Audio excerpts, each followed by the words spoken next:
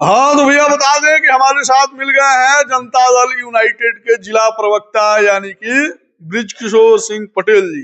सबसे पहले तो बहुत बहुत स्वागत है। आपके तमाम रेस्पेक्ट इंडिया के चैनल के व्यूअर्स को जनता दल यूनाइटेड और तमाम एनडीए परिवार की तरफ से बहुत बहुत धन्यवाद। चेहरा तो चमक रहा है, कॉन्फिडेंस भी आ गया है, क्या लग रहा है गुरूर के साथ काम करेंगे लोग, ये काम होगा?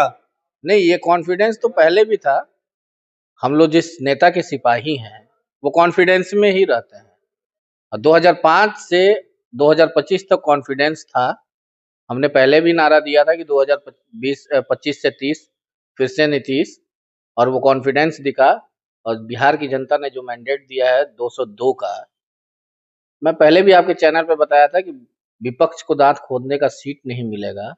आज वही हालत हो गई।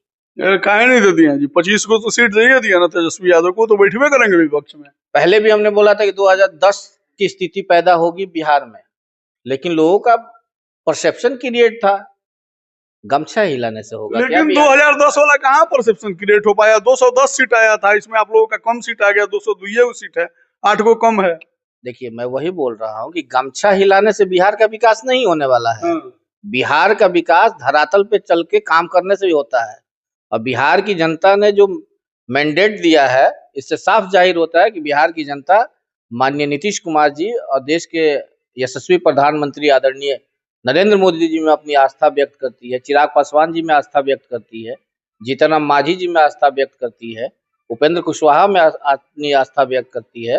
और उसी का नतीजा है कि 5 पांडव आज मैंडेट 202 बिहार। लेकिन 225 वाला दावा आप लोगों का टाइट है, फिस हो गया, 23 सीट कम आ गया। 202 225 एक कहावत है कि कभी भी बड़ा कार्य करने से पहले एक गोल सेट करना होता है कि हमें ये लक्ष्य प्राप्त करना है। तो ऐसा नहीं ना कि ऐसा नहीं ना कि ईवीएमओ में सेट कर दिए लोग। देखिए, ये आप अब वही वाली विपक्ष वाली बात कर रहे हैं कि चुनाव जहां जीत गए वहां ईवीएम ठीक, और जहां चुनाव हार गए वहां ईवीएम पे ठिकरा फोड़ दिए।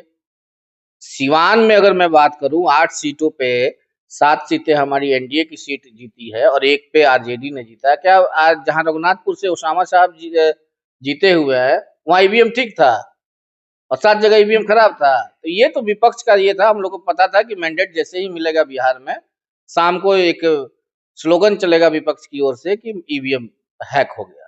लेकिन प्रशांत किशोर ने बोला था कि नीतीश कुमार को अब की अगर 25 से ज्यादा सीट आ गया तो मैं राजनीति छोड़ दूंगा, राजनीतिक संन्यास ले लूंगा। देखिए, वो बिजनेसमैन है, वो बिजनेस करने आए थे बिहार में। और बिहार की जनता ने पहले, मैं बताया पहले आपके चैनल से मैंने उनको एक संदेश भी दिया था कि आप उपचुनाव जो 4 विधानसभा में लड़े थे, आपको जीरो पे लाया बिहार की जनता ने। आप फिर आ गए पूरा चुनाव लड़ने के लिए कि इस बार विधानसभा के सभी सीटों पे चुनाव लड़ना है। जनता का मैंडेट 243 पे आपको कितना मिला? जीरो। यानी जनता ने, बिहार की जनता ने आपको सिरे से खारिज कर दिया। अब तो आपको फिर से वही धंधा स्टार्ट करना पड़ेगा। आप अपना बिजनेस स्टार्ट कीजिए, किसी राजनीतिक पार्टी का जाके आप रणनीतिकार के रूप में काम कीजिए। और पता है उनका क्या काम है? हमारे माननीय नीतीश कुमार जी, बिहार के यशस्वी मुख्यमंत्री, देश के यशस्वी प्रधानमंत्री आदरणीय नरेंद्र मोदी, जिनके चेहरे पे पूरा देश चलता है, बिहार माननीय मुख्यमंत्री जी के चेहरे पे चलता है। तो ऐसे ऐसे बड़े नेताओं के पास जाके ये गिड़गिड़ाते हैं कि भाई मेरा भी ये सिस्टम है, आप लोग ले लीजिए। चुनाव जब जीत जाते हैं तो कहते हैं रणनीतिकार हैं हम बहुत बड़े। लेकिन अब ये रणनीति उनका यूपी में नहीं चला, ये रणनीति उनका बंगाल में नहीं चला। बहुत बंगाल में तो चला जी। वो ममता जी के साथ नहीं थे। हाँ, नहीं थे वो ममता जी के साथ, वो किसी दूसरे पार्टी का समर्थन कर रहे थे। लेकिन एक वो बात बताइए, ठीक है कि चलिए ठीक है, प्रशांत किशोर का तो ये बात हो गया, लेकिन नीतीश कुमार जी का 202 सीट आ गया है, ठीक है, लेकिन उसके बावजूद भी उसमें से मतलब 85 गो सीट नीतीश कुमार जी का है। हाँ, 85 गो सीट नीतीश कुमार जी का है। अब लोग बोल रहा है कि अब मुख्यमंत्री नीतीश कुमार ना बनी है, गईलन अब बीजेपी के केहू मुख्यमंत्री बनी। पहले भी एनडीए के शीर्ष नेताओं ने बोला था कि no vacancy in Bihar for CM, और आज भी हमारे आदरणीय कैबिनेट मिनिस्टर भारत सरकार और पूर्व राष्ट्रीय अध्यक्ष ललन सिंह जी ने बोला कि सीएम की वैकेंसी तो बिहार में है ही नहीं। चिराग पासवान जी ने बोला सीएम की वैकेंसी नहीं है। सीएम यानी मुख्यमंत्री नीतीश कुमार जी बिहार के थे, माननीय मुख्यमंत्री नीतीश कुमार जी बिहार के हैं और माननीय मुख्यमंत्री नीतीश कुमार जी बिहार के सीएम रहेंगे। सीएम रहेंगे? सीएम रहेंगे।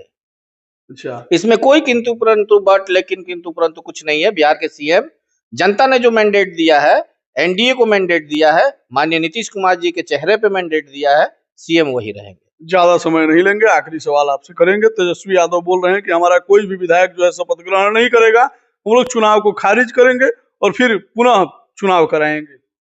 देखिए, अब हारने के बाद कुछ ना कुछ तो पब्लिक को मैसेज देना है ना उनको। तो ऐसा संभव है? वो तो पहले भी पता नहीं क्या क्या बोल के चले गए कि हमने बिहार में, मैं 17 महीनों में आया तो इतनी नौकरियां दी।